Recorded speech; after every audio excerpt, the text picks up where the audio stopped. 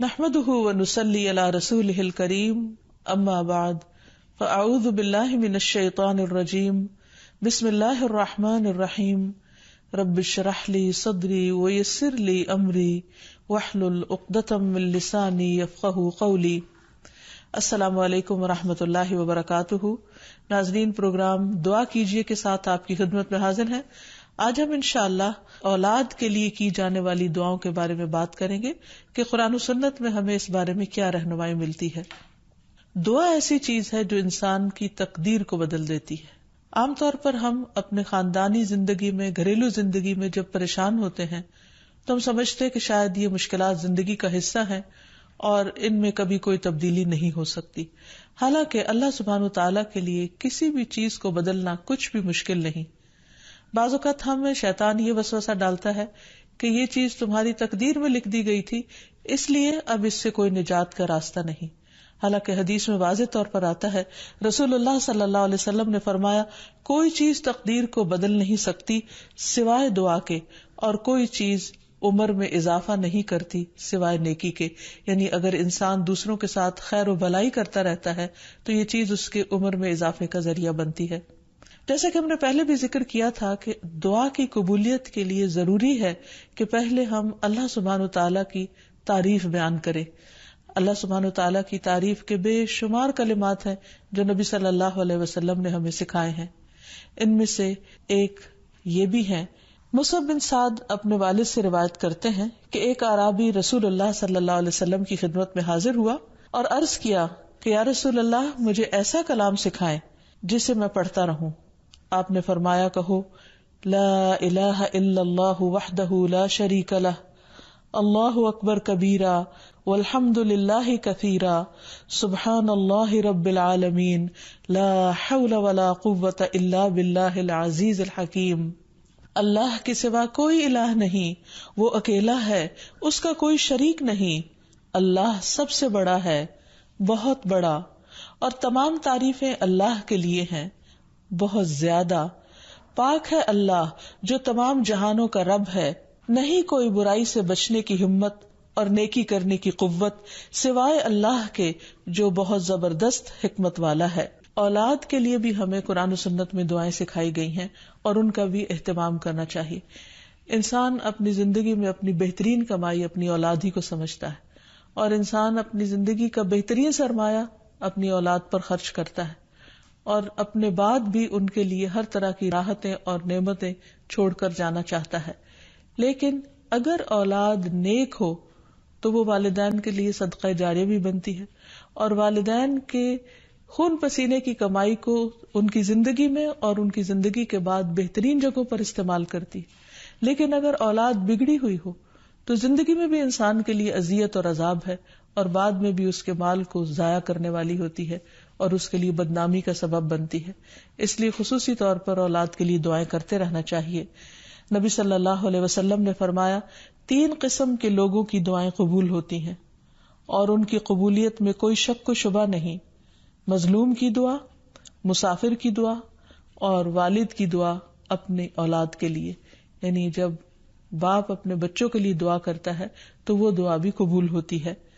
اسی طرح نبی صلی اللہ علیہ وسلم نے اس بات سے بھی منع کیا کہ کوئی اپنی اولاد کے خلاف دعا کرے یا اس کو بد دعا دے، کیونکہ وہ بھی قبول ہو جاتی ہے اور پھر انسان کے لیے پریشانی کا باعث بنتی ہے۔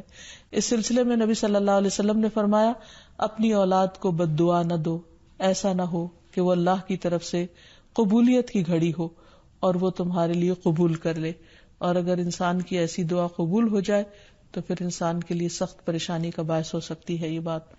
پھر اسی طرح یہ ہے کہ اگر کسی کی اولاد نہ ہو تو اس کے لیے بھی دعا سکھائی گئی ہے، اور وہ دعا ابراہیم علیہ السلام کی دعا ہے، جس میں وہ کہتے ہیں، رب ہب لی من الصالحین، اے میرے رب مجھے نیک اولاد عطا فرما، صالح لوگوں میں سے عطا فرما۔ فبشرناہ بغلام حلیم، تو ہم نے اسے ایک بردبار بیٹے کی بشارت دی۔ یعنی اللہ سبحانہ وتعالیٰ نے ان کی دعا سن لی، اور یہ دعا بہت عرصے کے بعد سنی گئی تھی، لیکن بہرحال سن لی گئی۔ ابراہیم علیہ السلام اللہ کے دوست تھے اور مستجاب الدعوات تھے، ان کی دعائیں قبول ہوتی تھی۔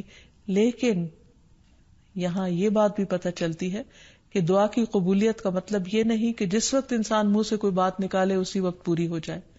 اس کی پورے ہونے میں بعض اوقات کئی سال گزر سکتے ہیں، جیسے ہم دیکھتے ہیں یوسف علیہ السلام کے واقعے میں، ابراہیم علیہ السلام اور دیگر پیغمبروں کے سلسلے میں.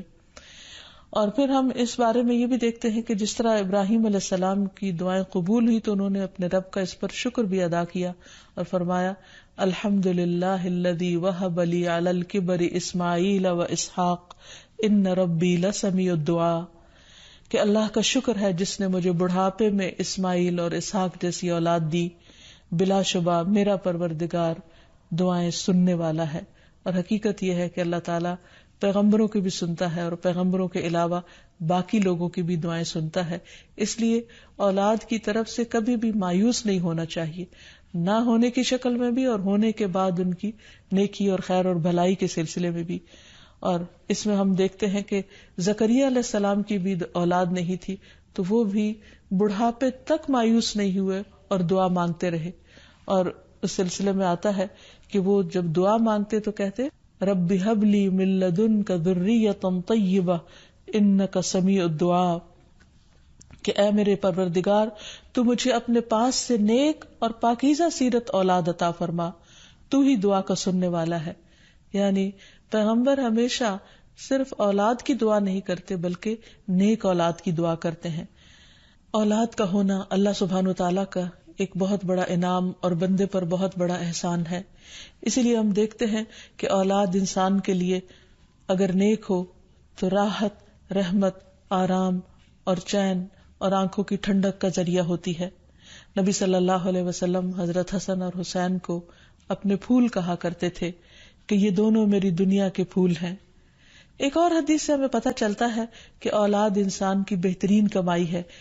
فرمایا ان اولادکم من اطیب کسبکم، تمہاری اولاد تمہاری سب سے بہترین کمائی ہے، بس اپنی اولاد کی کمائی میں سے کھاؤ، یعنی وہ انسان کے لیے حلال ہے، جائز ہے.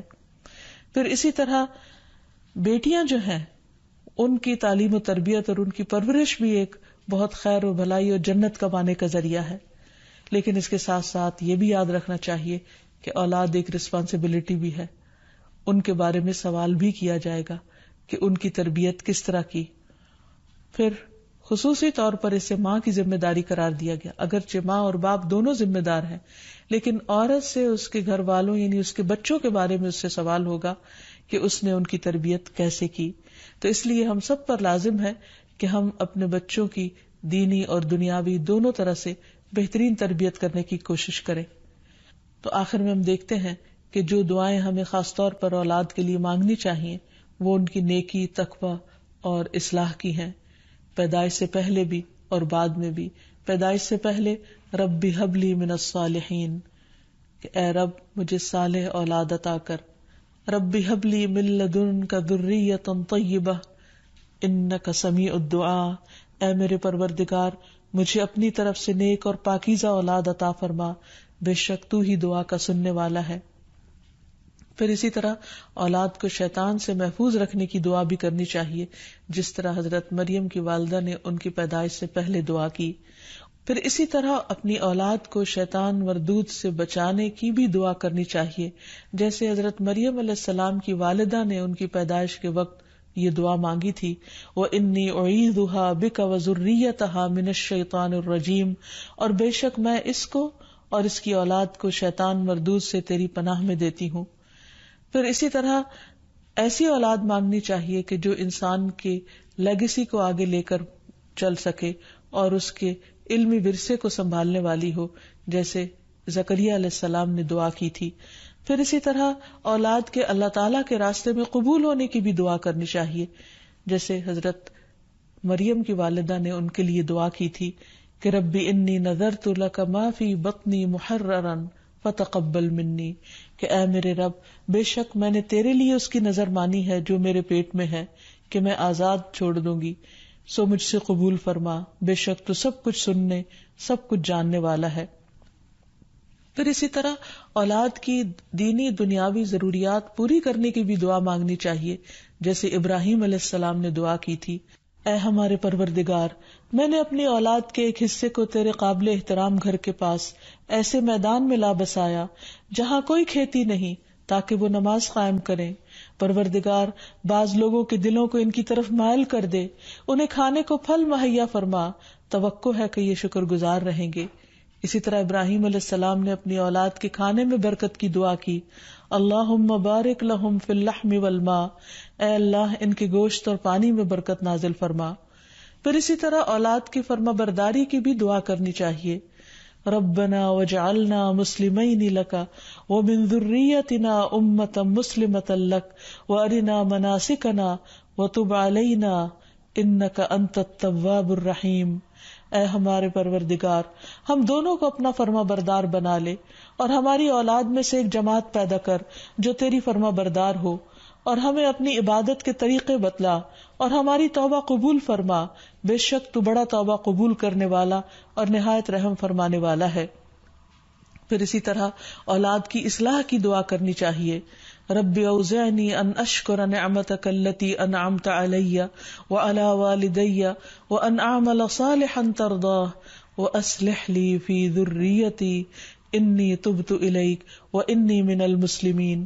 اے میرے پروردگار، مجھے توفیق دے کہ میں تیرے اس احسان کا شکر ادا کروں جو تو نے مجھ پر اور میرے والدین پر کیا، اور یہ بھی کہ میں ایسے اچھے عمل کروں جو تجھے پسند ہو، اور میری خاطر میری اولاد کی اصلاح کر، میں تیرے حضور توبہ کرتا ہوں اور بلا شبہ میں فرما بردار ہوں۔ اسی طرح اولاد کی نماز قائم کرنے کی دعا کرنی چاہیے، رب اجعلنی مقیم الصلاۃ ومن ذریتی ربنا وتقبل دعا ربنا اغفر لی ولوالدی وللمؤمنین یوم یقوم الحساب۔ اے میرے رب، مجھے بھی اور میری اولاد کو بھی نماز قائم رکھنے والا بنا، پروردگار میری یہ دعا قبول فرما۔ اسی طرح اولاد کے شرک سے بچنے کی دعا کرنی چاہیے، وَجْنُبْنِي وَبَنِيَّ أَن نَعْبُدَ الْأَصْنَامَ، اور مجھے بھی اور میری اولاد کو بھی اس بات سے بچائے رکھنا کہ ہم بتوں کی عبادت کریں۔